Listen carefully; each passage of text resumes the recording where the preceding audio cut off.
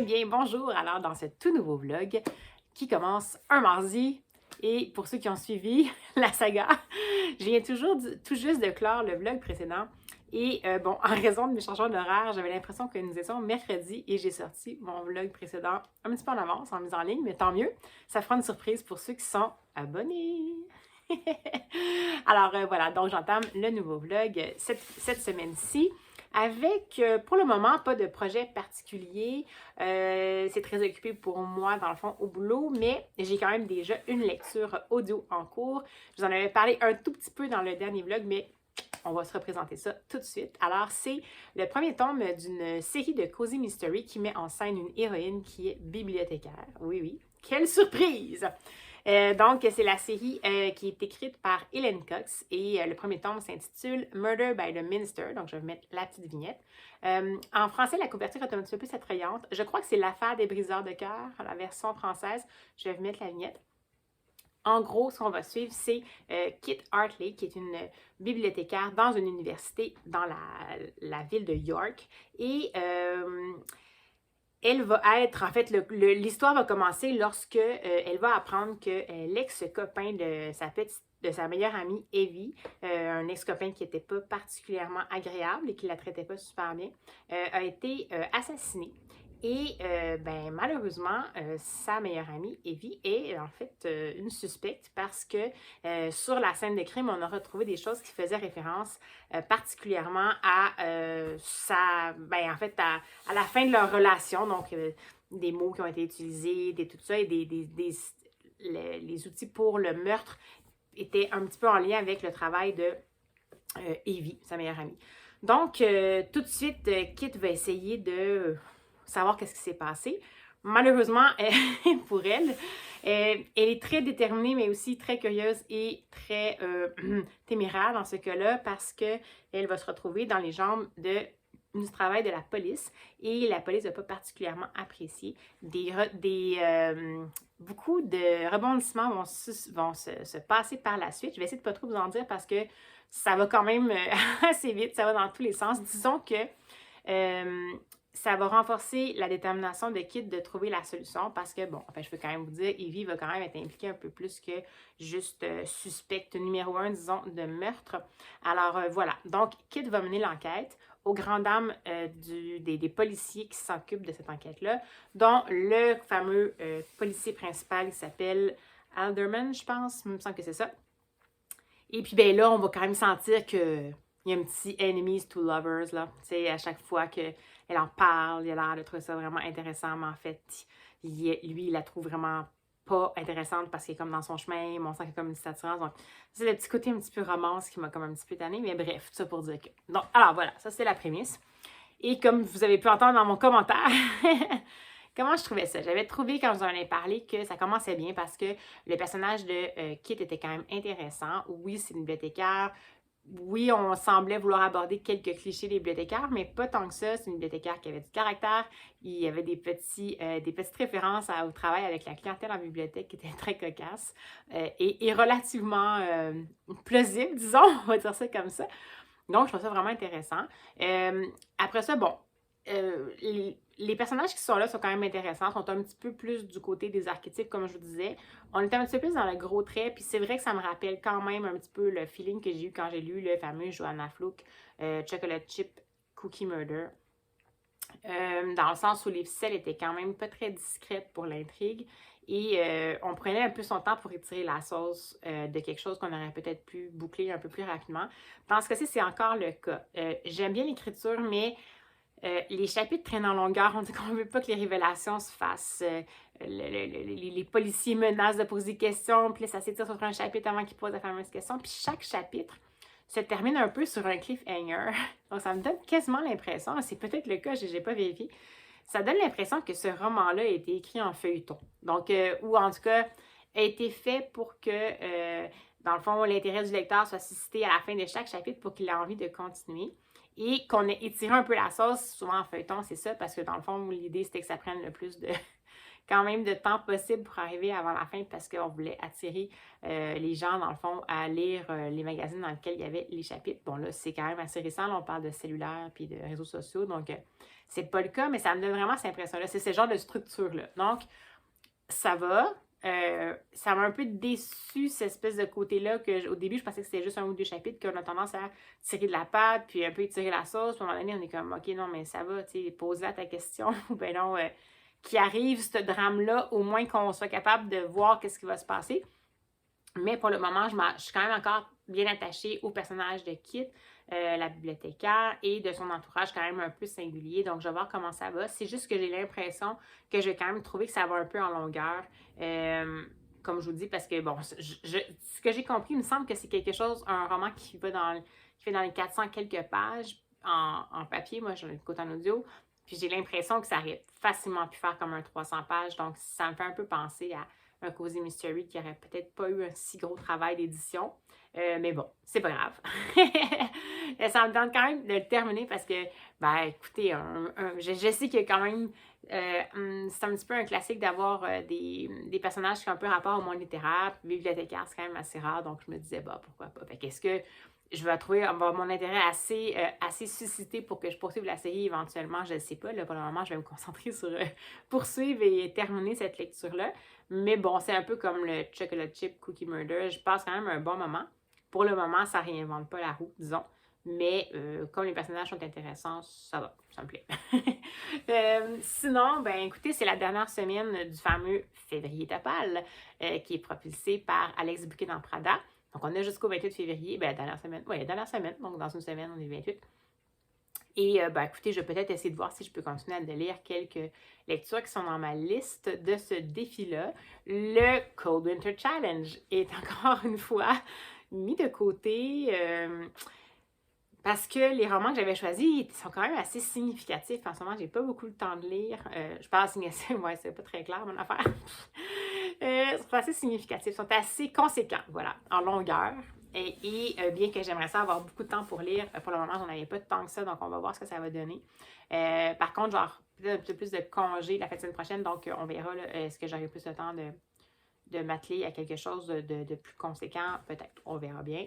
Mais j'ai aussi beaucoup de livres de biblio que j'ai vraiment envie de lire. Donc, comme je vous disais, je ne me forcerai pas à lire nécessairement des trucs dans ces défis-là. Mais j'aurais quand même aimé ça continuer à faire un peu avancer les choses. On verra bien. Puis j'aurais peut-être aimé ça travailler ma fameuse palle du Mars au féminin de Fluent Books je vais peut-être, je sais pas si je vais faire une palle. J'ai peut-être le goût de plutôt faire des défis qui s'en viennent comme plutôt, je vais regarder les catégories puis peut-être vous dire celles qui m'intéressent, mais je ne sais pas si je vais faire une palle puis la respecter parce que je finis toujours par ne pas nécessairement la respecter. Parce que sur le coup, quand je fais ma palle, ce sont des livres qui me font envie, puis au fur et à mesure du défi, bien évidemment, j'ai d'autres envies ou d'autres choses qui vont surgir. Donc, voilà, on verra. Mais ça m'intéresse quand même. Le Mars au féminin, pour ceux qui ne savent pas ce que c'est, bien ça le dit, c'est que pendant le mois de mars, on va lire des autrices féminines. Et Fluent Books a proposé quelques catégories pour stimuler, faire des petites contraintes de lecture pour qu'on ait envie de peut-être se casser un peu la tête ou sortir un peu de notre zone de confort, justement pour ça. Donc, je trouve que ces catégories sont quand même intéressantes. Il n'y en a pas non plus 150, il y en a 9, donc c'est quand même un peu plus abordable. Donc, je vais voir. Je ne sais pas si je vais avoir le temps. Je vais essayer de faire une vidéo pour peut-être vous présenter la palle. Et puis, sans doute que si je le fais, la vidéo va avoir été mise en ligne avant même que ce vlog-ci apparaisse, encore une fois. Mais bon, on verra. On se tiendra au courant. Alors voilà, quelle longue introduction à un vlog. Mais bon, me voici donc dans ce vlog avec un beau bruit de gratte que vous entendez peut-être. De l'autre côté, ici, la neige vient de recommencer. Oui, fin février. Mais moi, j'aime la neige, donc ça va. Donc, on ouvre officiellement ce vlog en se disant à nos livres et allons-y!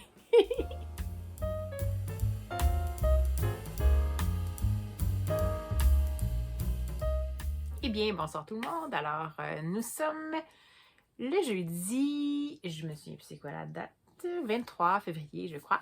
Et je vous prends dans ce savoureux éclairage de soir. C'est le mieux que je peux faire.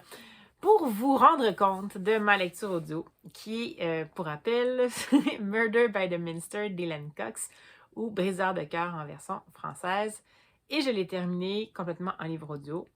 Et... C'était pas vraiment ma tasse de thé. Donc, je vous disais, lorsque je vous en ai parlé quelques fois, que ça partait bien, que les personnages étaient bien dessinés, que je sentais qu'il y avait un peu de romance qui semblait vouloir s'incruster dans l'intrigue. Et moi, c'est moins mon type, en fait, là, de littérature. J'ai rien contre des histoires d'amour, mais la romance un peu dégoulinante de descriptions érotico-romanesques, ça m'intéresse moins. Et je vous dirais que malheureusement, ça s'est vérifié dans la suite des choses. Donc, je ne vous dirai pas à quel moment, mais ça s'est vérifié. En fait, plus particulièrement, la chute de cette intrigue-là, je l'aurais peut-être fait terminer un peu plus tôt parce qu'on dirait qu'il y a eu comme un peu de remplissage rose bonbon dégoulinant, disons. Et alors que c'est une intrigue qui était terrible, finalement, en fait, si on s'était... terrible dans le sens, mon Dieu, terrible dans le sens qui faisait référence à des événements terribles, donc plusieurs meurtres, et faite de manière très vindicative, pas nécessairement rapide et d'un coup sec, disons, on peut dire ça comme ça. Euh, alors, je pense quand même que l'intrigue était relativement bien construite. Et bon, qu'est-ce qui va? Ok, je reprends ça. Point positif. J'ai bien aimé la construction des personnages, particulièrement l'héroïne, Kit, et bien sûr le personnage de l'inspecteur Halloran, qui était quand même intéressant au-delà de ce qui semblait être évoqué comme petite piste de romance pas très discrète dès le début du roman policier. Et donc, la construction des personnages était intéressante. La prémisse pour l'intrigue était intéressante. Et le déroulement de l'intrigue était intéressant dans le sens où on ne savait pas vraiment où est-ce que ça allait nous mener. Donc, c'est un peu typique du Cozy Mystery dans le sens où il y a quand même une bibliothécaire amateur qui va mener l'enquête. Bon, quand même de concert avec un policier, ça c'est moins Cozy Mystery, mais on ne sait jamais trop qui va être. À chaque fois qu'on pense qu'on sait c'est qui va être le meurtrier, on n'est jamais trop certain. Donc finalement, cette partie-là, c'est quand même bien construit. Par contre, dans les bémols que je dis, qui sont quand même des sérieux bémols, c'est qu'il y a beaucoup de longueur. On étire vraiment la sauce. Comme je vous disais, on aurait dit que c'était fait pour être publié dans des magazines, donc par type de feuilleton. Donc, on étire vraiment. Il y a des chapitres qui se sont multipliés, qu'on aurait peut-être pu rassembler à un seul chapitre. On étire pour rien un petit peu l'espèce de suspense. En plus, ça se termine toujours un peu comme si on voulait s'assurer qu'on allait lire le chapitre suivant. Alors que si on avait resserré correctement dans le fond l'intrigue, puis qu'on avait coupé le rose bonbon guimauve qui arrive vraiment vers la deuxième moitié du roman, ça aurait pu faire quelque chose de quand même bien ficelé. Donc, je trouve ça un peu dommage parce que j'aime la prémisse, j'aime les personnages, je trouve que c'était bien parti, mais ça ne s'est pas enligné vers un genre qui me parlait. Donc, on va parler ici de romance policière. Il y en a quand même. Puis il y en a quand même un petit peu, quand même, qui fonctionnent bien. Donc, je vous dirais que si c'est ce que vous cherchez, la romance policière, ça peut vous plaire, c'est intéressant. C'est bien construit pour une romance policière. Mais si ce que vous cherchez, c'est un polar, et que la romance, ça vous dit rien, mais ça se peut que ça vous énerve assez rapidement dans le livre. Donc, je l'ai terminé. Je ne lirai pas d'autres livres de cette série-là, mais bon, au moins je sais à quoi m'en tenir pour Hélène Cox. Alors, ben, vous aussi, par la même occasion. Donc, voilà pour le bilan de cette lecture. Ensuite, j'ai vraiment tergiversé aujourd'hui pour les lectures audio, parce que là, je l'ai comme terminé rapidement hier, ce livre-là. Et je voulais trouver quelque chose pour dans la voiture, puis j'ai essayé plein de trucs ce matin. J'étais un peu pressée. J'ai essayé j'ai commencé plusieurs choses et j'ai abandonné chaque fois. Donc, j'avais même commencé La Dame de Reykjavik de Ragnar Jonasson, mais j'étais moins dans ce mood-là. Puis j'ai un petit peu peur. La littérature policière scandinave, j'ose pas parce que c'est souvent un petit peu trop sombre pour moi. Donc, j'ai essayé, mais je me suis dit, oh mon Dieu, on dirait que je le file pas.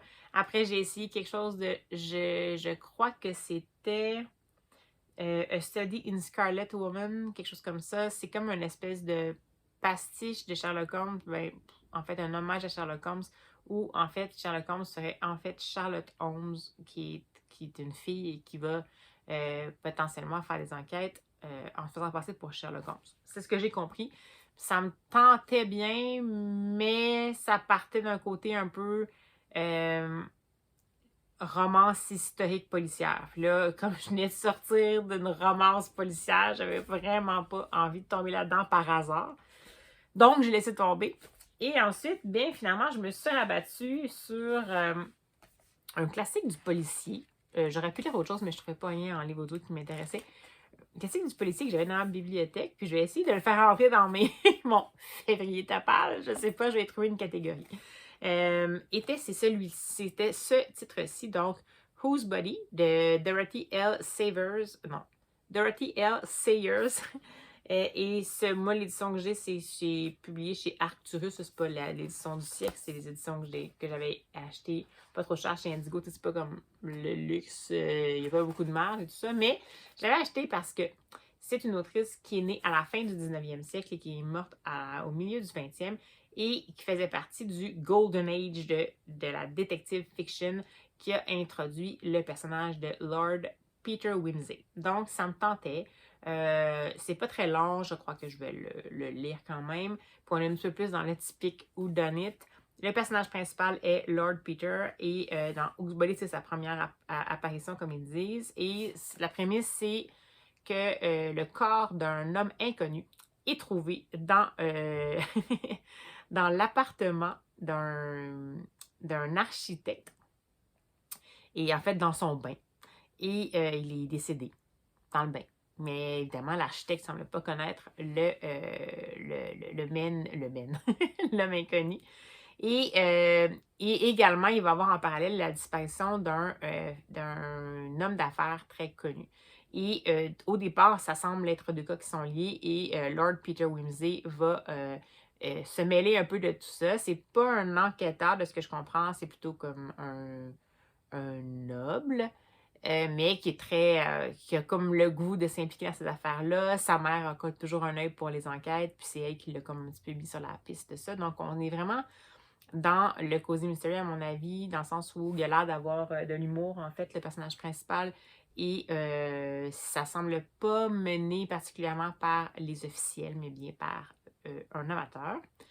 Et c'est une autrice, Dorothy L. Sayers, donc je la connaissais pas, donc ça me tente bien de voir si ça peut avoir peut-être influencé Agatha Christie. C'est sûr que ça me fait même à la limite penser à The Body in the Library, parce que c'est un peu la même prémisse. On trouve le corps de quelqu'un dans un endroit saugrenu d'une maison chez qui de quelqu'un de vraiment respectable où on n'aurait pas vraiment pensé trouver un corps. Donc, ça ressemble un peu à la même prémisse, mais je ne sais pas comment ça va se développer. Puis, vraiment, cette édition-là est affreuse.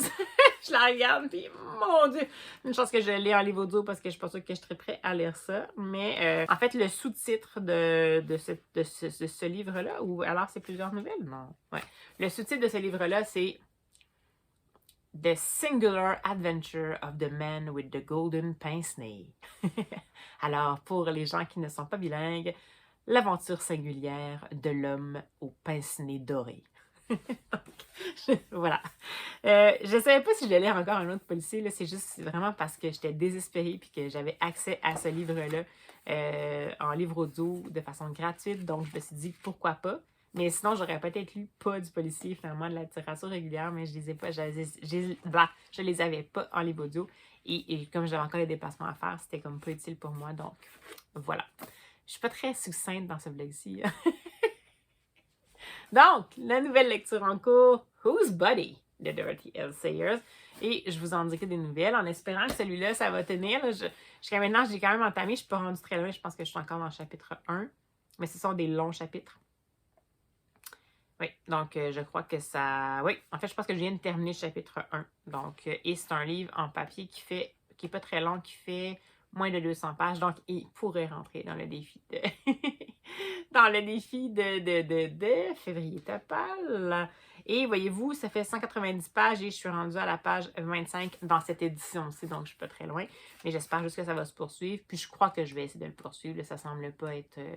ça semble quand même être bien habile. Puis ça va me permettre de découvrir une nouvelle autrice de l'époque pré-Agatha Christie. Alors voilà, sur ce, écoutez, je vous souhaite une excellente soirée, même si vous allez l'écouter en décalé. C'est pas grave, ça m'a fait plaisir de vous souhaiter ça. Et puis, on va se dire à tout de suite!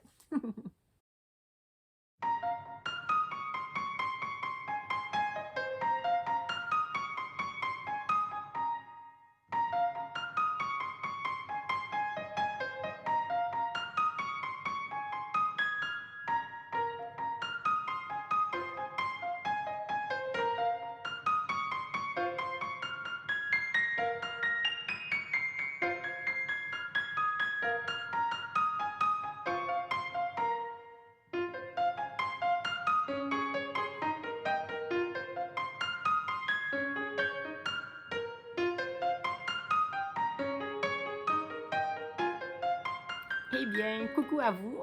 Alors, me voici en soirée avec cet éclairage et en tenue du soir, espoir. Parce que c'est la fin de la semaine et que j'avais envie d'être confortable. Donc, sous mes atours carottés, nous allons entamer le petit compte-rendu de mon mini book haul de biblio. Et oui, je suis retournée en bibliothèque pour aller chercher quelques trucs. Et aujourd'hui, la thématique de mon petit périple, vous avez pu voir, je vous ai donné quelques petites images, c'était « Allons-y au feeling ». Alors, il y a des choses que... Les 2 romans que j'ai pris, ce sont des romans dont j'avais entendu parler et que j'ai pris volontairement en toute connaissance de cause. Mais pour les albums jeunesse, vous allez voir, j'ai une belle brassée d'albums jeunesse. Je suis allée vraiment au feeling, fait que je vais les découvrir avec vous. Alors, tout d'abord, j'ai décidé de prendre, parce que bon... Il y a quand même le Marceau féminin là, de Fluent Books que je me demande si je vais faire. Donc, j'aurais peut-être envie de, dans le fond, avoir quelques lectures phares de mon mois de mars. Écrits par des autrices, bien entendu. Et ça fait longtemps que j'entends parler de Christina Dalcher, ou Christina Dalcher, je sais pas, parce que c'est traduit de l'anglais. Donc, j'imagine que c'est Dalcher. Et je l'avais connue pour QI, qui avait été... et elle, dans le fond, QI, ça avait été présenté de mon côté, en tout cas, par Le Souffle des mots. Et c'était vraiment intéressant. Là, dans le fond, celui-là, je crois que c'est son premier Vox qui vient avant QI. Les couvertures en français chez Neil sont vraiment... Moi, je les adore, mais je vais sans doute le lire quand même en version originale parce que, bon, c'est moi. Donc, dans celui-ci, en gros... on est dans un pays, un moment de l'histoire qui fait en sorte que les femmes, leur voix, dans le fond, sont muselées, puisque toutes les femmes sont condamnées au silence forcé et limitées à un quota de 100 mots par jour, comme écrit ici à la 4e de couverture. Et il y a donc un nouveau gouvernement en place qui a décidé que dans le fond, il allait comme annihiler l'image de la femme moderne, selon ce qui est écrit à l'arrière ici.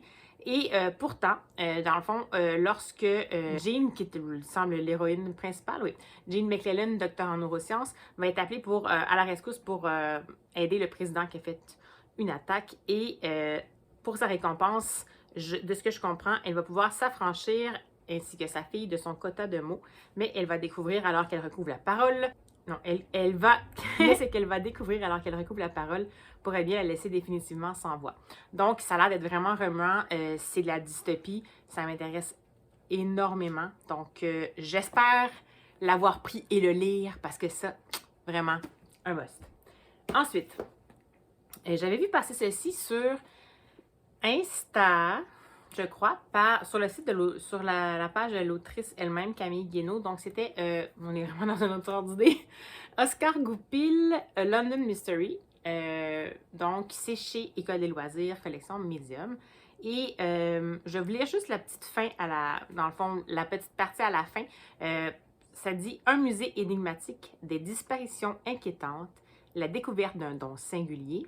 Partez à Londres pour vivre avec Oscar Goupil une aventure magique. » Donc, ce que ça dit, c'est, il y a une citation à l'arrière qui dit que Oscar Goupil, visiblement, je vous le dis tout net, je suis un garçon ordinaire à qui des choses extraordinaires vont arriver. Donc, ça me tente bien. Ça a l'air d'être vraiment un jeunesse avec court chapitre.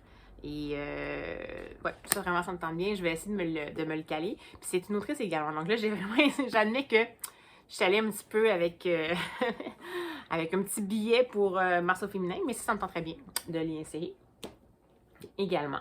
Ensuite, on tombe dans les albums. Alors, je suis allée vraiment au feeling. Il y en a sans doute que ce sont des anciens albums, mais je les avais pas vus passer, alors pourquoi pas. Tout d'abord, alors, on a Un pays grand comme le monde de François Morel et Ronan Badel.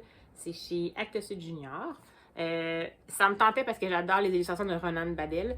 Et à l'arrière, la prémisse, c'était « Puisque les adultes avaient fait preuve pendant des siècles de paresse, d'inconséquence, d'insouciance, de maladresse, les enfants avaient décidé de reprendre le pouvoir et les choses en main. » Ça m'inspirait beaucoup. Alors, une planche au hasard. Voilà. Donc, je vous en reparlerai quand je l'aurai lu, bien entendu, parce que comme c'est un album, on va pas s'attarder là-dessus, mais ça me tentait. Ensuite, j'avais vu passer ça, je crois que c'est une parution...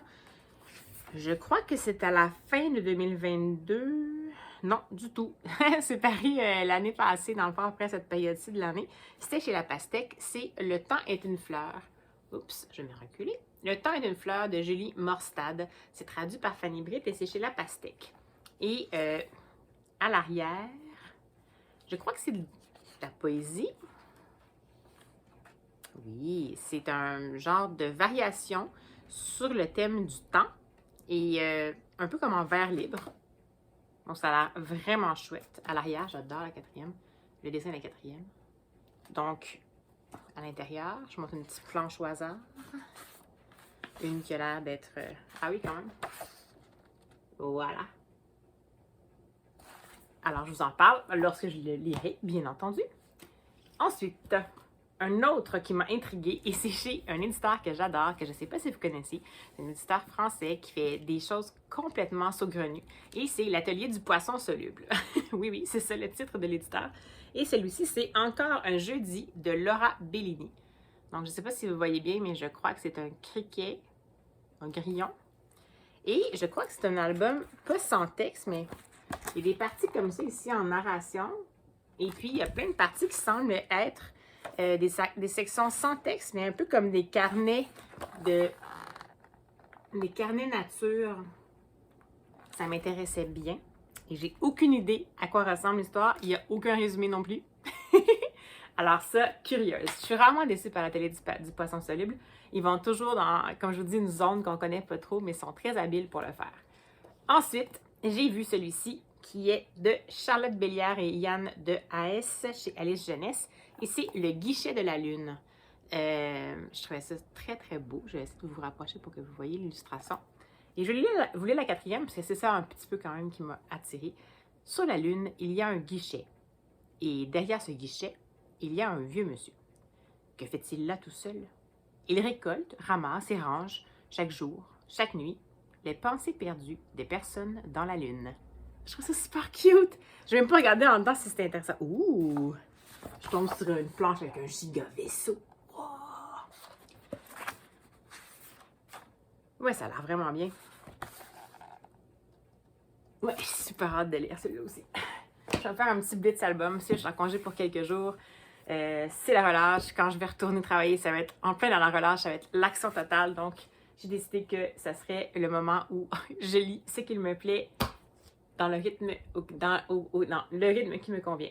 Ensuite, je suis désolée, j'ai comme la gorge qui désire se faire racler en continu, donc désolée. Ensuite, on a ici un barou que j'aime toujours bien. Donc, Les géants tombent en silence. Je ne l'ai jamais vu celui-ci, ça doit faire un moment qu'il est sorti. C'est publié chez Seuil Jeunesse. Donc, qu'est-ce que ça dit? Je suis assis à la terrasse d'un café. Les arbres bruissent dans le vent léger. Les hommes de la ville, avec leurs combinaisons vertes, s'agitent. Le petit parc est en plein travaux.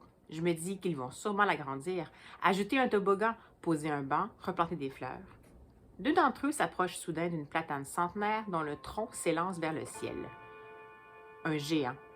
Je me souviendrai toujours de cette matinée. Cet album raconte l'histoire de ce géant. Donc, j'en déduis que c'est un arbre, le géant. Et je vais voir... Oh, c'est tellement beau, là.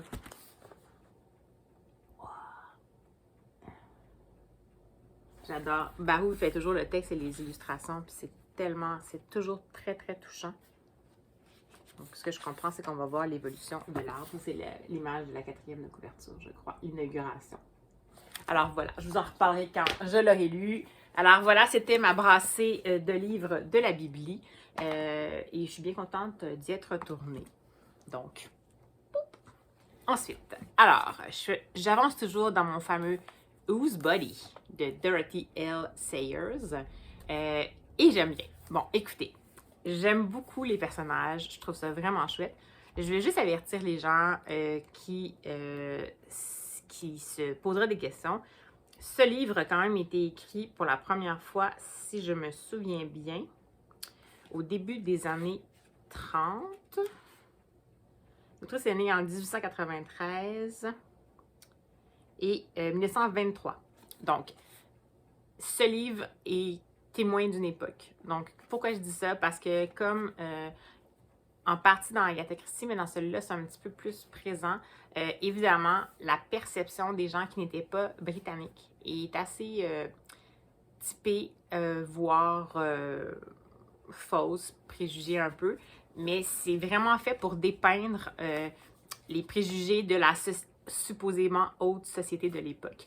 Donc, je le perçois comme ça, je le perçois comme un morceau d'histoire. Bien entendu, j'adhère pas particulièrement à ça, mais c'est vraiment placé là, je crois, un peu quand même en dérision par rapport à la société, mais c'est présent. Donc, si quelqu'un, dans le fond, ce que ça fait dans ce côté-là, ici, on est vraiment avec les Juifs et, dans le fond, leur place dans le milieu des affaires et tout ça. Donc, c'est pour ça que ça a fini par arriver dans le sujet. Puis, ben, en effet, c'est mentionné. Donc, j'admets que j'ai quand même trouvé ça un peu omniprésent. Mais comme je vous dis, j'ai essayé d'accueillir l'histoire dans son ensemble. Et comme je vous dis, j'ai l'impression que ça s'inscrit vraiment dans un contexte historique. Par contre, en 2023, je préfère quand même le mentionner. Jusqu'à maintenant, si on exclut ce que ça dépeint de cette époque-là, disons, j'aime bien. Comme je vous dis, là, les rebondissements sont intéressants. Le fameux détective qui est Lord Peter Wimsey, il est vraiment fascinant. C'est vraiment un digne rentier qui a beaucoup de temps pour lui et qui, avec son valet qui est Bunter, je pense, Bunter, je crois, va faire, dans le fond, procéder à des enquêtes et avec des outils un peu technologiques. Donc, Bunter, c'est vraiment celui qui prend les photos, puis qui développe, puis qui regarde c'est quoi les preuves. Et Lord Peter Wimsey, c'est vraiment comme un Sherlock Holmes, parce que il est vraiment dans la déduction des détails, qu'est-ce qui peut arriver, un peu spécialiste en criminologie, psychologie, tout ça. Et il s'immisce toujours dans les enquêtes sans nécessairement avoir été invité. Il y a même un peu l'équivalent, là, si on fait le parallèle avec Agatha Christie, il y a même l'équivalent un peu de l'inspecteur Japp, qui là-dedans est Parker, qui vient de Scotland Yard et qui semble travailler de concert avec Lord Peter Wimsey de façon spontanée et officieuse pour l'aider un peu sur leur cas. Donc, pour le moment, j'aime vraiment beaucoup. Ça paraît que ça fait partie vraiment du Golden Age de l'époque, du roman policier. Ça coche pas mal tous les codes. Et jusqu'à maintenant, j'ai pas vraiment réussi à savoir qu'est-ce qui semblait s'être passé. Comme je vous disais au départ, on fait référence à 2 cas en particulier. Donc, le fait qu'on ait retrouvé le corps de quelqu'un dans un bain, dans une maison, qui, dans le fond, ce corps-là ne semble pas connu des habitants de la maison, et qu'il y a eu également un homme d'affaires qui a disparu et sans vraiment raison. Et là, on comprend qu'il y a des choses qui sont louches dans les 2 cas. Mais l'inspecteur... bon, évidemment, il y a l'inspecteur Parker dont je vous disais, mais il y a aussi évidemment un pas bon, un pas fin. Je pense que c'est Sugg, son nom. Ouais. Qui est là, puis qui est une espèce de cliché du policier avec ses gros sabots qui comprend rien, puis qui fait pas les bonnes déductions. Puis dans le fond, là, il a comme arrêté les gens de la première maisonnée, puis dans sa tête, c'est sûr que les 2 cas sont reliés. Et alors que Lord Peter Wimsey et Parker essaient d'enquêter sur les 2 en se disant, gardons l'esprit ouvert, est-ce que c'est vraiment relié ou pas du tout? Donc voilà, je vous en dirai pas plus par rapport à ça, parce que, bien évidemment, ils sont vraiment policiers, donc je vais pas vous divulgacher rien. Dans la mesure, comme je vous dis, où on exclut la partie dont je vous ai parlé, pour le moment, j'aime vraiment beaucoup la plume de Dorothy L. Sayers. Je trouve ça vraiment intéressant. j'aime surtout le personnage qu'elle a créé avec Lord Peter Wimsey. J'essayais de penser, je me suis arrêtée là parce que je pensais à Naomi Marsh, qui était également une autrice que j'ai lue, qui était dans la même époque qu'Agatha Christie. Là, je me répète la vignette de celui que j'avais lu. Et Naomi Marsh était plus, disons, il n'y avait pas cette espèce de dimension-là là, de perception des gens qui sont en dehors de l'Angleterre, mais sa plume était un tout petit peu moins intéressante. Je dirais qu'elle était un petit peu plus ordinaire. Puis les personnages étaient intéressants, mais moins singuliers que dans celui-là. Ça, on est vraiment dans les archétypes. C'est comme un mélange de Sherlock Holmes, puis de... je crois que ça reprend quand même quelques grands classiques des romans policiers de la fin du 19e, dans le fond. Et puis, ben, pour nous autres, ça semble être un peu des redites, parce qu'évidemment, c'était à la même époque qu'Agatha Christie. Puis c'est Agatha Christie qui était connue. Mais elle a vraiment écrit une grande quantité de mystères avec Lord Peter Wimsey. Donc, je verrai bien pour la suite. Donc, pour le moment, j'en suis rendue... en fait, j'ai lu ceci. Et il me reste ceci. Donc, c'est sûr que je vais le terminer de toute façon. Ça sera mon livre audio pour d'ici à la fin du vlog. Parce que, comme je vous disais, cette édition est affreuse. Il n'y a comme vraiment pas de marge du tout. C'est un peu le principe là, des éditions... voyons, les anciennes éditions Librio là, qui faisaient que c'était pas très cher, c'est un peu ça le principe. Évidemment, quand c'est pas très cher, ben, ils doivent couper sur des choses. Donc, évidemment, c'est du papier de basse qualité et ils ont cordé ça là, le plus tassé possible pour que ça prenne le moins de place possible. Mais c'est pas grave. J'aimais bien la couverture de celui-là. En fait, si l'intérieur avait été intéressant, j'aurais vraiment aimé. Je trouvais que c'était très vintage, intéressant. Donc voilà, ma lecture en cours. Alors sur ce, ben écoutez, je vous dis à bientôt. Je vais sans doute vous reprendre quelques fois en fin de semaine de toute façon. Et puis, ben écoutez, on se rejase, comme on dit. Eh bien, bonjour. Alors, un petit coucou en ce dimanche après-midi. Je viens vous parler en fait de ma dernière lecture complétée que j'ai finalement fini en version papier dans mon affreuse édition, c'est-à-dire le fameux Whose Body de Dorothy L. Sayers. Donc, c'était le fameux roman policier de cette autrice que je ne connaissais pas du tout, qui était dans l'âge d'or, pourtant des romans policiers dans le temps d'Agatha Christie. Et je vous dirais que, malgré mes quelques réserves du départ, j'ai vraiment adoré. Ça m'a surpris. Jusqu'à la toute fin, bon, j'ai commencé quand même à me douter un peu de ce qui s'était passé vers la fin. Je ne t'en parlerai pas plus pour ne pas vous divulgacher. Mais ce qui m'a surpris, c'est à quel point le trio d'enquêteurs est vraiment bien construit, en fait, par l'autrice. Donc, le fameux Lord Peter Wimsey, qui est dans le fond, un noble, mais qui a trop de temps pour lui et qui décide de s'intéresser à des enquêtes policières, ainsi que son majordome et qui va s'occuper de lui, mais qui va également faire office de la personne qui prend les photos pour aider à détecter en fait, à mieux cerner les indices lors des enquêtes, et son pendant de Scotland Yard, version Jap, mais qui s'appelle Parker là-dedans. Donc, c'est peut-être pas exactement, c'est pas du Cozy Mystery du tout, parce que, ben, c'est des détecteurs, c'est des enquêteurs amateurs, sauf Parker.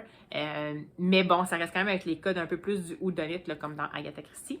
J'ai beaucoup aimé ça. On se rapproche quand même plus de Sherlock Holmes que d'Agatha Christie, dans le sens où le héros, donc Lord Peter Wimsey, c'est quelqu'un qui est vraiment dans l'hyper-réflexion. C'est quelqu'un qui a un esprit vif, qui fait surtout énormément de liens entre les choses, même s'il n'est pas là. Donc, on se rapproche vraiment plus des argumentaires de Holmes avec Watson, alors que pourtant, son majordome n'est pas du tout dans l'esprit de Watson. C'est plus Parker, le policier, qui joue cette espèce de rôle-là de faire valoir, qui est peut-être pas vite, mais il est quand même assez rapide pour les déductions. Donc, on est vraiment dans ce côté-là qui est un peu plus intellectuel par rapport à ça. Donc, je trouve ça intéressant. C'est sûr qu'on regarde quand même des choses, puis on va voir des similitudes dans le sens où ça s'est écrit vraiment dans les mêmes moments, dans le fond, pour ces auteurs-là. Là, pour Agatha Christie, il faudrait que je regarde dans les dates, mais comme là, dans le fond, ça se passe en 1920... début des années 1920, donc après la Première Guerre mondiale. Et puis, c'est sûr que c'est un contexte particulier qu'on a tendance à associer à Agatha Christie. Donc oui, il y a certaines choses qui vont être relativement communes entre les deux, communs entre les deux œuvres. Mais, par exemple, justement, le côté que je vous disais au début qui me dérangeait, qui était le côté, genre, la perception vraiment hyper négative puis péjorative que la société qui est décrite dans ce livre-là avait des gens qui sont étrangers. Particulièrement dans celui-là, c'était des Juifs, mais ça aurait pu être n'importe quoi. Dans les Agatha Christie, souvent, ça va être dès que c'est pas des gens qui sont nés dans les îles britanniques. Mais là-dedans, par après, je vous rassure, c'est vraiment juste un roman pour une mise en contexte, puis c'est comme dénoncé. En fait, c'est vraiment dénoncé même par le personnage principal comme étant pas quelque chose dont on devrait vraiment tenir compte finalement. L'origine de quelqu'un, ça n'a aucun rapport. Fait que, juste pour vous rassurer, c'est sûr que ça dépeint une époque qui était vraiment pas dans la tolérance, mais je pense pas que c'est teinté par une volonté de l'auteur, mais c'est plus vraiment une façon de le décrire. Puis ça persiste pas dans tout le livre, c'est vraiment un peu comme au début qu'il y a ça. Donc, adoré ça, j'ai trouvé ça habile. Comme je vous dis, les personnages principaux sont super bien construits. Puis la chute est vraiment intéressante. J'ai quand même vu venir, comme je vous disais, la résolution un petit peu d'avance, mais comme c'est vraiment en élucubration, en réflexion, en comment on pourrait faire des liens entre les choses, bien, le lecteur est quand même amené au sein même des réflexions de Lord Peter Wimsey pour être capable d'avancer avec lui dans les déductions qu'il peut faire par rapport à l'enquête. Donc, j'ai vraiment aimé ça. Puis, en fait, je pense que je vais en lire d'autres. Ça va peut-être pas remplacer Agatha Christie, là, je sais pas à quoi ça va ressembler, mais comme je vous disais, par rapport, par exemple, à Naomi Marsh, qui était un petit peu l'autrice était un petit peu dans la même période que ça aussi, puis c'était intéressant, mais je me suis moins attachée aux enquêteurs. La preuve, c'est que je suis pas vraiment capable de vous les renommer maintenant, puis ça m'a pas marqué à ce point-là. Sur le coup, c'était agréable, mais sans plus. Celui-là, ça allait plus chercher vraiment un petit côté plaisir mental là, d'essayer de voir comment on peut jongler avec les déductions et tout ça. Donc, j'ai vraiment beaucoup aimé ça. Fait que je vais peut-être voir d'en lire d'autres pour voir si ça se maintient. Est-ce que c'était juste là, ça a bien à donner. C'était une intrigue peut-être qui m'interpellait, puis que finalement les autres non. Mais pour celui-là, en tout cas, c'est très bonne découverte. J'ai aucune idée s'il a été traduit en français ou pas. Si jamais il est traduit, je vais essayer de vous mettre la vignette quelque part ici. Mais sinon, ben écoutez, c'est sûr que sinon, c'est seulement en anglais. Mais c'est vraiment intéressant. Donc, c'est vraiment un essai comme ça. C'est une très bonne lecture. Et en plus, ben, j'ai décidé de l'insérer dans mon fameux février tapal parce qu'il était dans ma pile à lire depuis vraiment longtemps. Et je suis vraiment contente de l'avoir découvert. Jusqu'à maintenant, ce défi-là, c'est celui qui m'a fait le plus sortir des choses de ma palle et pour lesquelles je suis vraiment contente de les avoir sorties, des choses que je me demande pourquoi j'ai attendu si longtemps pour découvrir, puis que finalement, ça se passe ça s'est vraiment bien passé, puis ça m'a donné envie d'aller plus loin dans, disons, la découverte de l'œuvre de ces auteurs-là. Donc, j'ai pas trouvé exactement de menu particulièrement adapté, mais finalement, je vais décider de mettre le fameux menu spiritualité. Donc, qui était, je crois, réconfort, enfance, nostalgie. Pour moi, c'est réconfort parce que, comme vous avez pu le constater, c'est la formule houdonite qui est comme le côté réconfort parce que c'est ce que je lisais quand j'étais jeune, quand j'étais enfant, puis c'est vraiment quelque chose qui, pour moi, rentre dans une espèce de cadre qui est réconfortant parce que je sais qu'à la fin, ça va se résoudre, puis qu'à la fin, les gens qui ont fait les choses pas correctes sont arrêtés. C'est très manichéen. Pour moi, c'est très associé à quand j'étais enfant, ça me prenait vraiment cette espèce de structure-là pour me sentir rassurée. Donc, voilà, je vais le faire rentrer dans cette catégorie-là. Et ça se passe quand même bien pour le février tapal parce que c'est finalement le 10e livre que j'ai lu sur la totalité. Puis je ne savais pas si j'allais me rendre jusque-là, mais quand même, ça m'a fait bien avancer. Donc voilà, pour le fameux Who's Body. Mais si ça vous tente de découvrir cette autrice-là, pourquoi pas. Sinon, bien écoutez, sans rentrer dans les détails, ben mon anniversaire s'en vient tout bientôt, comme dans genre dans le prochain vlog sans doute. Et j'ai eu cet anniversaire en avance aujourd'hui, puis j'ai eu quelques livres en cadeau. Il y en a qui sont des trucs un petit peu plus personnels que je vais pas nécessairement vous montrer, mais j'ai eu la chance d'avoir le dernier tome, le tome final de la saga des Malocènes, donc Terminus Malocène de Daniel Pénac. Moi, je suis vraiment une vendue des Daniel Pénac, la saga des Malocènes. Je les ai lus, je les ai relus, puis j'ai même lu l'espèce de deuxième cycle qui est comme une espèce de 30 ans après, avec le cas Malocène. Et dans celui-là, c'est vraiment, je suis un peu contente parce que c'est pas une brique, mais il est quand même beaucoup plus conséquent que le cas Malocène, il est vraiment plus gros. Je suis comme, oh! Je sais pas, puis on dirait que j'ai comme le goût de le lire tout de suite, mais en même temps, je ne sais pas si je vais vouloir le lire tout de suite parce qu'après ça, il n'y en aura plus. Bon, j'ai quand même lu la 4e de couverture.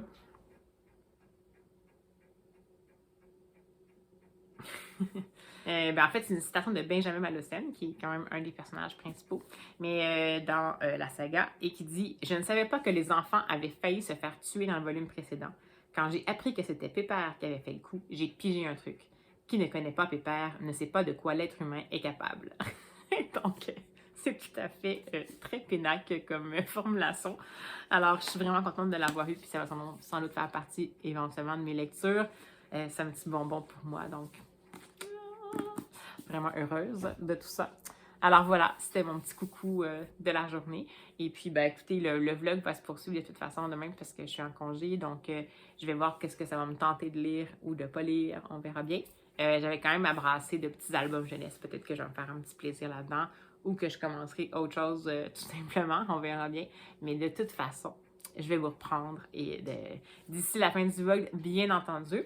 Et même si le vlog va sortir après, je vous ai quand même tourné hier ma pile. En fait, j'ai passé la pioche d'impossible pour le défi Mars au féminin de Fluid Books. Donc, pour ceux qui ne l'ont pas vu, je vais mettre le petit lien vers la vidéo si ça vous tente d'avoir des petites suggestions. C'est quand même un défi que je trouve intéressant, comme je vous disais, parce que c'est un défi qui n'est pas compliqué dans le sens que ce sont des catégories qui sont straightforward. Là. Il n'y a pas de jeu de mots, de mots-clés ou c'est des types de livres qu'on a à lire. Donc, l'idée, c'est vraiment de lire des autrices pendant le mois de mars puis de ne pas se casser la tête avec ça. Donc, merci Fluent Books. C'est vraiment mon genre de défi. Fait que je vais peut-être essayer de le faire. Là, puis je me suis fait vraiment une belle pioche de possible. Puis on verra qu'est-ce que je lis là-dedans. Puis est-ce que finalement, je lis des livres que j'emprunte à la bibliothèque puis que je vais insérer. On verra bien. J'ai pas le goût de me casser la tête avec ça. Mais j'étais bien contente d'avoir réussi à vous le faire en petite vidéo surprise. Alors voilà. Donc, ça clôt mon blabla de la journée. Puis je vous reprends dès que je peux.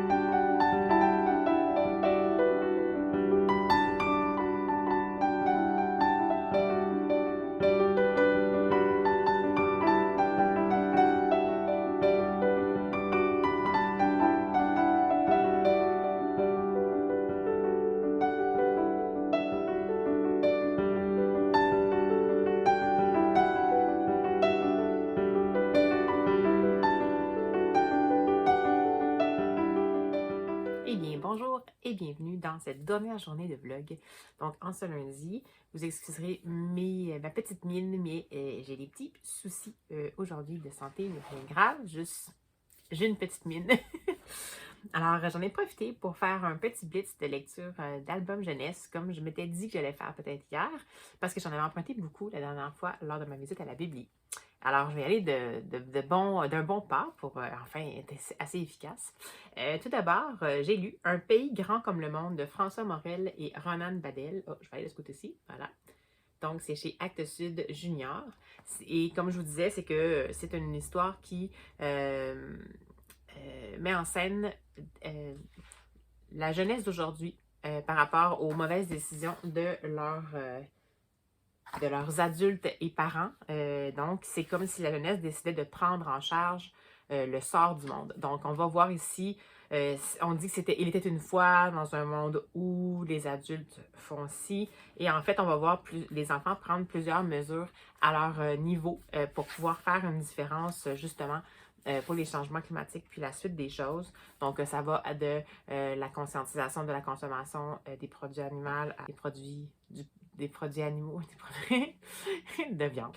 Et de tout ce qui est trop sucré, trop gras, le transport actif, etc., etc. Donc, j'ai adoré la proposition. J'ai adoré les illustrations de Ronan Badel parce que c'est toujours très, très chouette.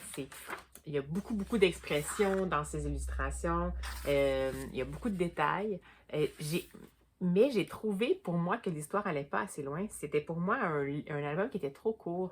Donc, on était vraiment en mode. C'est un peu comme une prise de position. Ça me fait un petit peu penser à une prise de position à la Greta Thunberg. Mais c'est comme si. Puis oui, on voyait des actions concrètes à faire avec les enfants. Mais j'aurais peut-être aimé ça, comme que ça aille un peu plus loin. Peut-être qu'on voit peut-être même déjà un peu l'impact de qu'est-ce que c'est, les mesures que ces enfants-là prennent. euh, dans le fond, ont déjà, en fait, sur la vie, puis la vie sur Terre et tout ça. Donc, c'est que pour moi, ça a été comme pas assez poussé. Je ne sais pas pourquoi.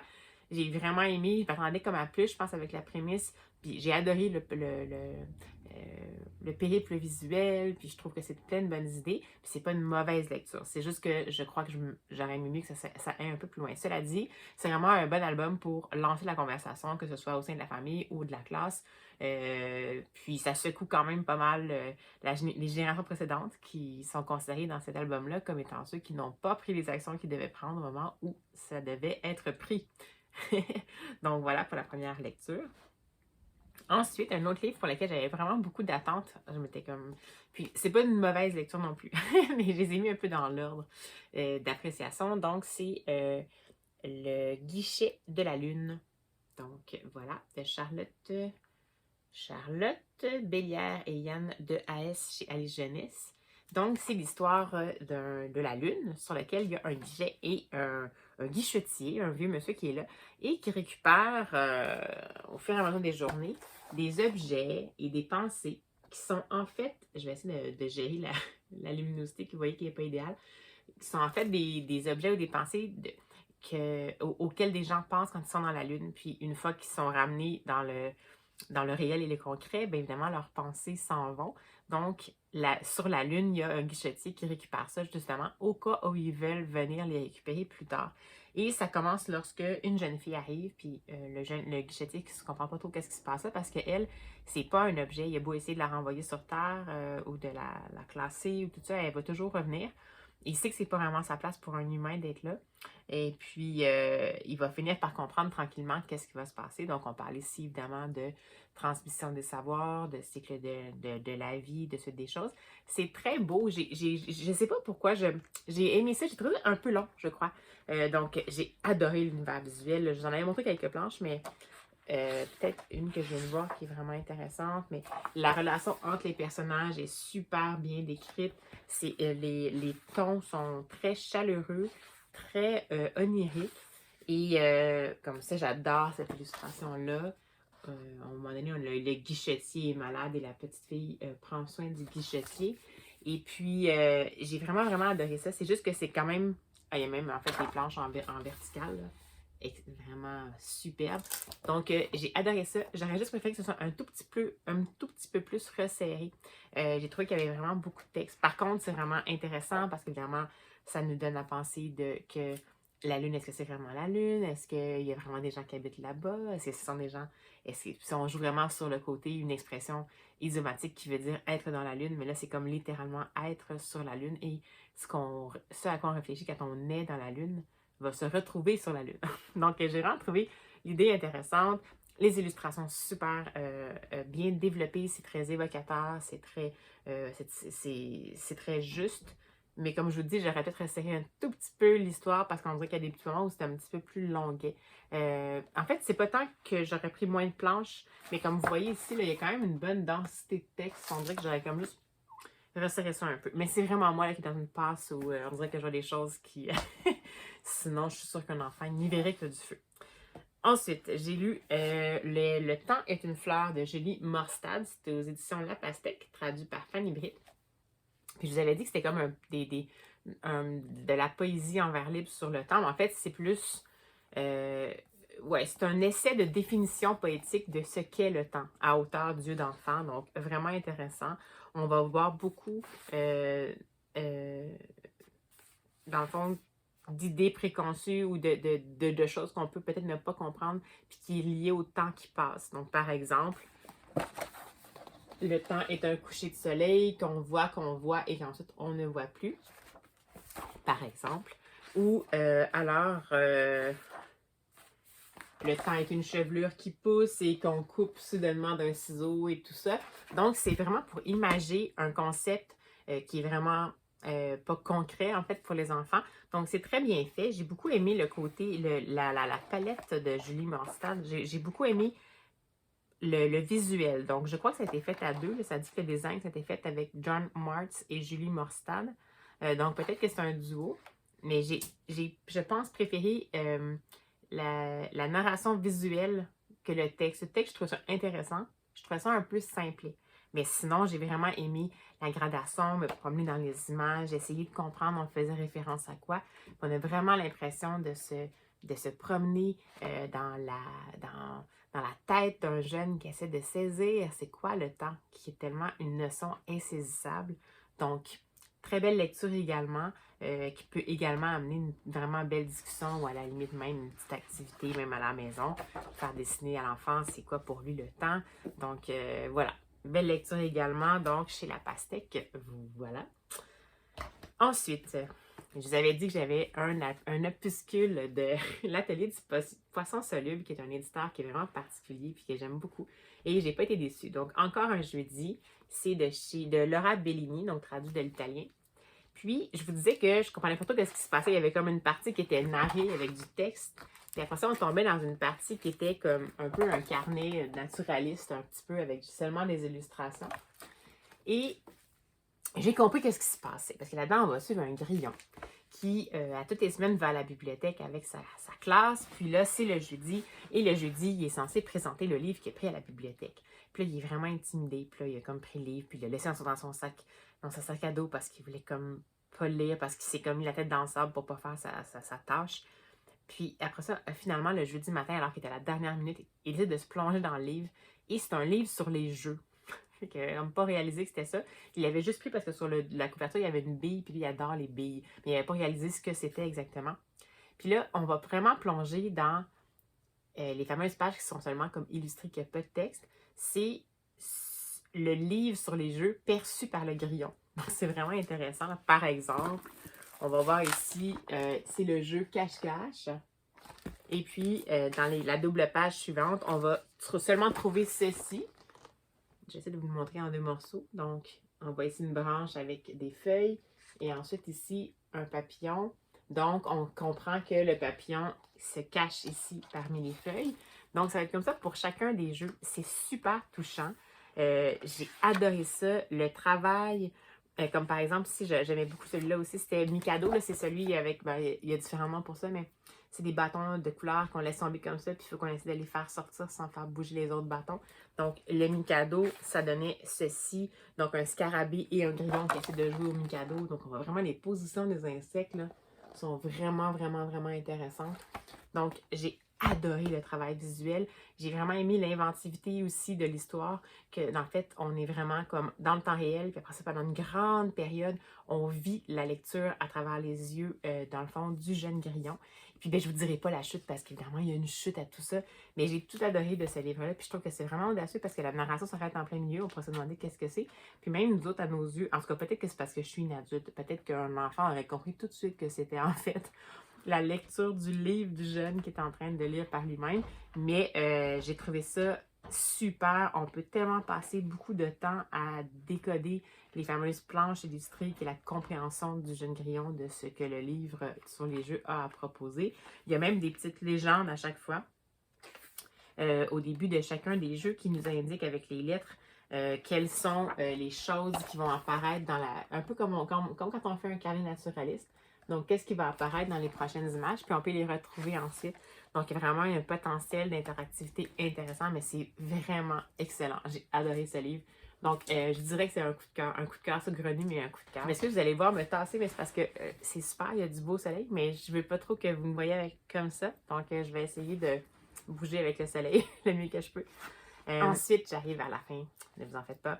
Donc, j'ai lu le fameux et le très troublant et le très remuant et le très précieux Le Lion de Jacob de Russell Hoban et Alexis Deakin. Donc, ça, c'est chez Monsieur Ed. C'est superbe. Je ne sais pas comment décrire ça, mais on va y retrouver un jeune garçon qui est à l'hôpital. On comprend que c'est parce qu'il y a une maladie grave puis qu'il y a potentiellement des traitements à avoir. on va être plongé dans les cauchemars qu'il fait chaque nuit, qui sont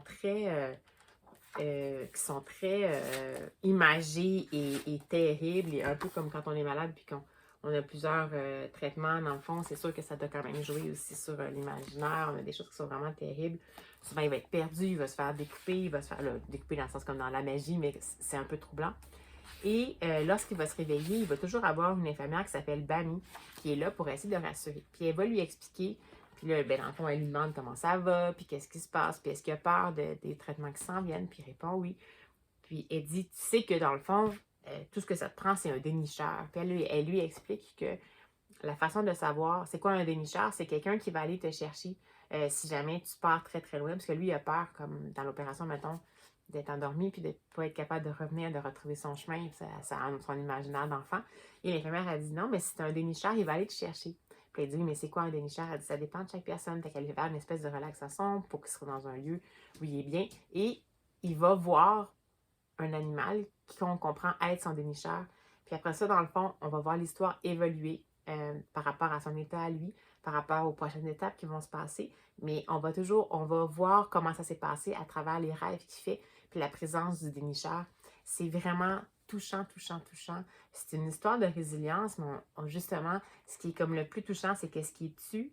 Puis on passe vraiment par l'imaginaire pour comprendre que la résilience peut être nourrie comme ça aussi pour les enfants. Je ne sais pas quoi dire, mais si jamais vous ne l'avez pas lu, c'est sûr que ça aborde quand même un sujet qui est rude, dans le sens où c'est la maladie d'un enfant et tout ce qu'un enfant peut vivre quand il a à se battre contre quelque chose comme ça qu'il ne comprend pas exactement. Mais comme on joue justement sur les symboles, sur l'imaginaire, je pense que ça rend les choses accessibles. C'est sûr que les images sont quand même assez... des rêves qui sont comme des cauchemars, peuvent être parfois impressionnants peut-être pour un très jeune public, mais je pense que pour des enfants qui sont en cours de primaire, c'est un peu comme un album pour les grands, ça peut vraiment être intéressant. Puis on va demander justement, oui, il y a une fin, mais on va demander peut-être qu'est-ce que les jeunes ont compris des passages qui sont dans les rêves, à quoi ils pensent que ça pourrait faire référence dans la réalité. Donc, écoutez, ça, c'est vraiment un bijou, un coup de cœur, tout simplement. Donc, si vous n'avez pas encore mis la main là-dessus, je vous invite à le faire. Je ne sais pas, ça fait combien de temps c'est sorti. C'est vieux, voyez-vous. Je vous avais dit qu'il y avait des vieilles choses dans ce que j'ai pris. La traduction française date de 2018. Mais je l'avais vu passer plein de fois, puis je l'avais juste comme jamais lu encore. Donc, vraiment, n'hésitez pas. Ça vaut vraiment le coup de mettre la main là-dessus. Et enfin, le dernier. Ce que vous entendez, c'est mon chat là, qui est un petit peu dans sa phase. Je cours partout et je gratte tout. Je reprends donc. Alors, le dernier, c'est également un coup de cœur, coup de poing. Donc, les deux derniers, c'est vraiment les albums coup de poing.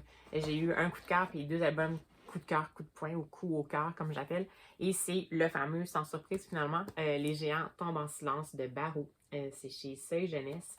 Et ça m'a marqué. C'est le journal d'un arbre, dans le fond. Donc, du moment où il a été planté dans un quartier et pour la suite de sa vie. Puis évidemment, je ne vous donnerai pas tout le déroulement parce qu'il y a comme une chute qui est justement une chute coup de poing. Mais c'est vraiment intéressant parce qu'on va voir, bien entendu, c'est selon les yeux de l'arbre, mais il va toujours, l'arbre, nous focuser sur quelque chose. Par exemple, j'en ai un que je vois qu'il y avait, là, je pense que c'était avec les oiseaux. À chaque jour, c'est comme si c'était un jour de son journal intime. Puis il nous parle de ce qui s'est passé, comme par exemple, ça, c'est lorsqu'il y a de la neige. Puis il nous dit que finalement, comme par surprise, il y a un cadeau qui s'était retrouvé dans ses branches. Mais dans le fond, ce qu'on voit aussi pour le restant, c'est que c'est Noël. Donc on voit plein de détails, les gens qui se promènent, que c'est l'hiver et tout ça. Donc c'est super intéressant. Puis c'est ce qui fait également les humains interagissent avec l'arbre, mais puis l'arbre nous parle plus de tout ce qui a rapport avec lui, genre qu'est-ce qui est directement sous lui ou sur lui, mais c'est juste le lecteur qui voit qu'est-ce qu'il y a autour de lui. Puis on voit des gens qui interagissent avec l'arbre, mais pas tant que ça, donc c'est troublant. Puis avec la chute, puis je peux pas vous en dire plus malheureusement, ça va encore plus marquer l'imaginaire, le fait que l'arbre peut juste nous parler de son point de vue à lui, puis que les humains, on ne saura jamais vraiment c'est quoi le lien qu'ils ont avec l'arbre. Donc, je ne peux pas vous dire autre, mais ceci est vraiment un énorme coup de cœur. la chute peut quand même être troublante. Donc, encore une fois, ce sont 2 albums pour les grands. Je les mettrais vraiment comme au primaire, fin primaire, là, deuxième, troisième cycle du primaire, potentiellement. Parce que ça va frapper, ça peut quand même frapper l'imaginaire dans le fond, des tout petits, peut-être le 5-8, ça dépend des enfants. Euh, mais ça vaut vraiment la peine. Puis c'est encore des albums qui vont ouvrir la discussion. Mais au-delà de la discussion que ça peut ouvrir, c'est sublime au niveau visuel. On peut passer plein de temps dans les images pour voir c'est quoi les détails. On peut échanger justement de ce dont ça parle. Donc, la perception de l'âme de sa vie en interaction avec les humains. Vraiment une superbe découverte. Alors voilà, c'était ma pile d'albums. ma pile! Ma pile d'albums que j'ai découvert finalement ce matin alors que je suis en mode petite mine, pas trop top forme. Et bien sûr, ben, comme vous devez vous en douter, c'est là-dessus que je vais clore ce vlog. De toute façon, on est rendu lundi et je veux quand même avoir un petit peu de temps pour préparer le tout pour la mise en ligne. Alors, j'espère que ça vous a plu. Ça a été une semaine singulière parce qu'en fait, j'ai découvert 2 nouvelles plumes au niveau des romans policiers, Cozy Mystery ou Whodunit, et un espèce de blitz album jeunesse dans lequel j'ai eu énormément de surprises. J'ai eu quelques déceptions entre guillemets, mais surtout un coup de cœur puis 2 gros coups au cœur. Donc 3 bons albums sur les 6 que j'ai lus. Donc je trouvais ça vraiment intéressant. Donc ben voilà, j'espère que ça vous a plu comme petit périple à mes côtés.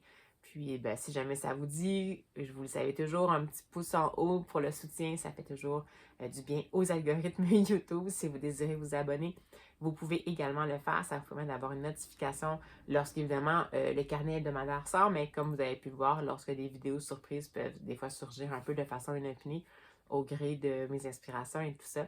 Et puis ben voilà, sinon j'adore toujours autant parler avec vous littérature. Ne vous gênez pas pour aller en commentaire pour me parler de ce qui était abordé dans le vlog. Ça peut être les auteurs de romans policiers. Est-ce que vous avez déjà lu ces auteurs-là? Est-ce que votre perception était la même que la mienne? Est-ce que il y a des choses que vous avez vues que peut-être moi, j'ai pas décodées? Dans les albums jeunesse, est-ce que vous en lisez quand même à un temps adulte des albums jeunesse? Donc, ben voilà. La tribune est à vous si vous voulez. Ça va me faire plaisir d'échanger avec vous. Puis, d'ici jusqu'au prochain carnet de lecture, bien écoutez, je vous souhaite, comme d'habitude, des joyeuses découvertes littéraires. Et puis, ben, je vous dis à la prochaine!